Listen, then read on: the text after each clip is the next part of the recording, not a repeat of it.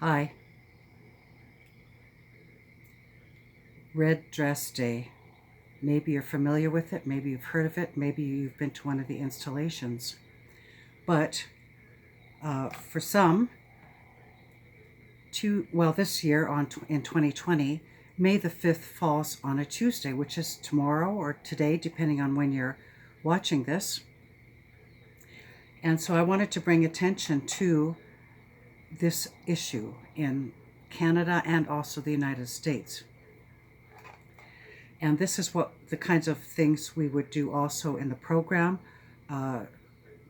issues and events, focusing on Indigenous issues is what we talk about as well. And also in the circle, it would not be uncommon for someone in the circle to have had an experience with a murdered or missing Indigenous woman, a relative, an auntie, they know somebody. Unfortunately, it's that widespread. So I'm going to just read a couple little things that I researched on the internet. The National Day of Action for Missing and Murdered Native Women and Girls.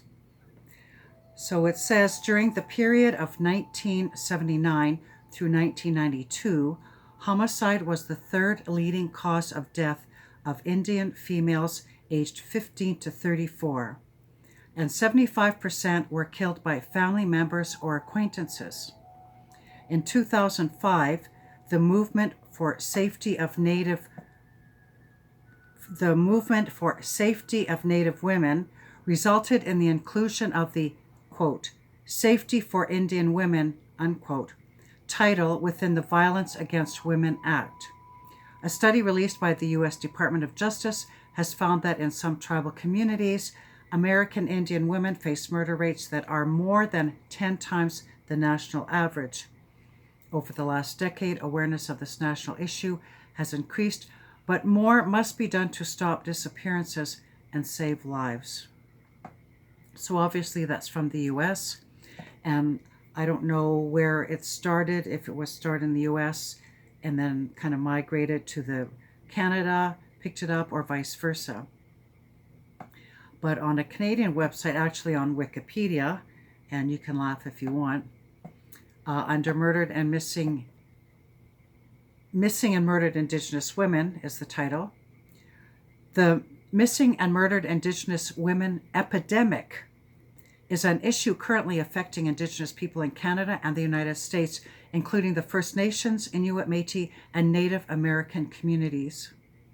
It has been described as a Canadian national crisis and a Canadian genocide.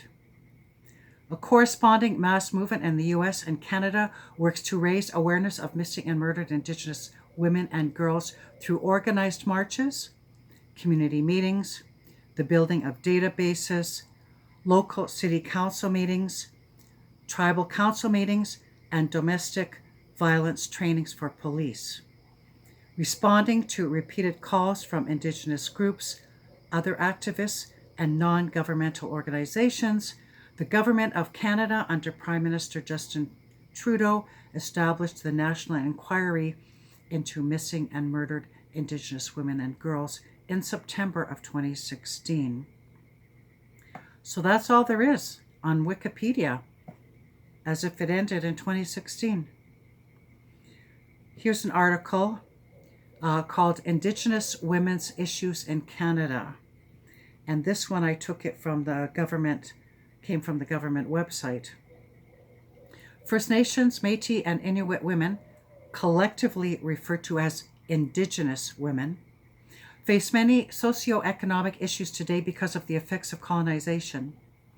Europeans forced a male-controlled system of government and society, known as patriarchy, on Indigenous societies. The 1876 Indian Act disadvantaged certain Indigenous women by excluding them from band council government and enforcing discriminatory measures that took away Indian status rights. Many Indigenous women today are leading the way in the area of healing the wounds of colonization as they grapple with the issues of residential schools, missing and murdered Indigenous women and girls, abuse and violence, and drug, alcohol, and other addictions. So it hasn't gone away, unfortunately, and it probably won't in the near future unless the Creator intervenes and makes a miracle. So I just want to read one more little blurb, and this, of course, is for many of us who were unfamiliar with this topic or some of the details. Maybe you've seen marches or heard of them. Not too much going on right now, but different people celebrate at different times. And I didn't want to pass up this opportunity to bring this issue to your attention. So one more little article called Missing and Murdered Indigenous Women and Girls in Canada. Missing and Murdered Indigenous Women and Girls in Canada, otherwise known as MMIWG, refers to a human rights crisis that has only recently become a topic of discussion within national media. Indigenous women and communities, women's groups, and international organizations have long called for action into the high and disproportionate rates of violence and the appalling numbers of missing and murdered Indigenous women and girls in Canada. Prior to the launch of the National Public Inquiry on December 8, 2015, these calls were continually ignored by the federal government. Described by some as a hidden crisis, Dawn Lavelle-Harvard, former president of the Native Women's Association of Canada, refers to MMIWG as a national tragedy and a national shame. In 2015, the Truth and Reconciliation Commission of Canada supported the call for a national public inquiry into the disproportionate victimization of Indigenous women and girls. The National Inquiry's final report was completed and presented to the public on June 3rd, 2019. So almost a year ago.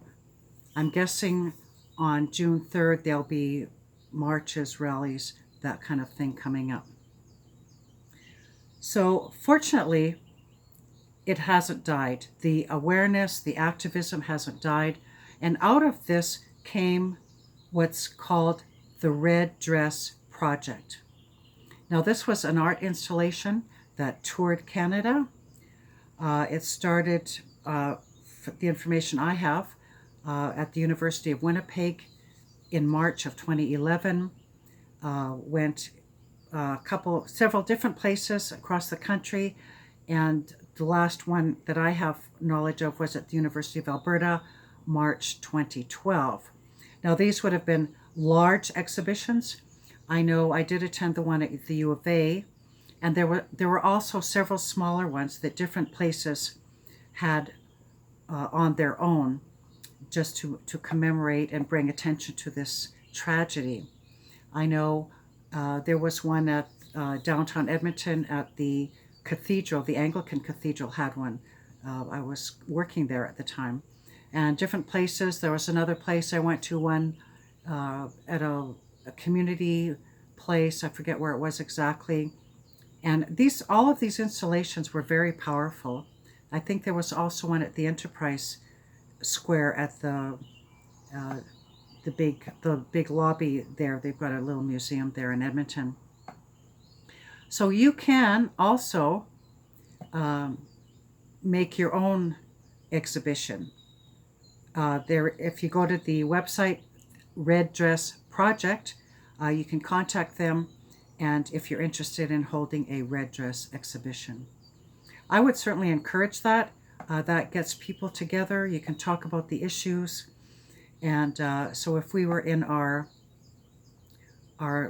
group, our circle, we would talk about this. Why did it come about? Why has the government been slow to respond? Were there some issues during the inquiry that stood out for you? How have you personally been affected by this tragedy? Asking those kinds of questions. And then what can we do to prevent this from happening? And then also I would encourage you to honor the Indigenous women in your life, especially those who are more vulnerable, might appear more vulnerable, regardless of their lifestyle. Sometimes people, they look successful, but really inside they're lonely and they're empty. So just let the Creator speak to your heart, and let's encourage each other that life is worth living. Creator gave us life and it's worth living. So I'll be wearing my red shirt and my little pin here that my sister gave me. You can make your own. Obviously, there's another little project. Make your own little red dress pin. So thanks for watching, and I hope that you'll continue to pray for our Indigenous people, especially those who are regarded and looked at as more vulnerable. And so, Creator, we just thank you that you are the giver of life. And we thank you that you want more for us than we want for ourselves. So we just ask you, Creator, to pour out your spirit of inspiration and revelation now as people, different places are celebrating the Red Dress Project and remembering the Truth and Reconciliation Commission and all of these various things, Creator. We just ask you that as people come together and remember, and that those who are still being affected, that those who are still experiencing anonymous, it's called ambiguous loss, and many of them are experiencing what's called cumulative loss. We just ask you, God, that you would overwhelm them with your presence and cause them to know that you are with them and with those women wherever they are. And we just ask you, Creator, that you would convict the people who are perpetrating these terrible crimes, that you would convict them and bring them to repentance. And also we ask, Creator, that you would light a fire under the, of the politicians, those who can do something about this, Creator. So we ask you for a miracle in 2020, that the numbers of murdered and missing Indigenous women and girls, and now men have been added to this, that it would diminish, that each year it would be fewer and fewer and fewer and fewer, and that the number of famous Indigenous people would grow and grow, and that more people would be able to say, yes, I know the names of several well-known, successful Indigenous people. And so we just want to thank you in advance, Creator, for good reports, and we commit all this into your hands in the name of Yeshua HaMashiach, Jesus the Christ. So thanks again for watching. Be blessed and prosper. Bye.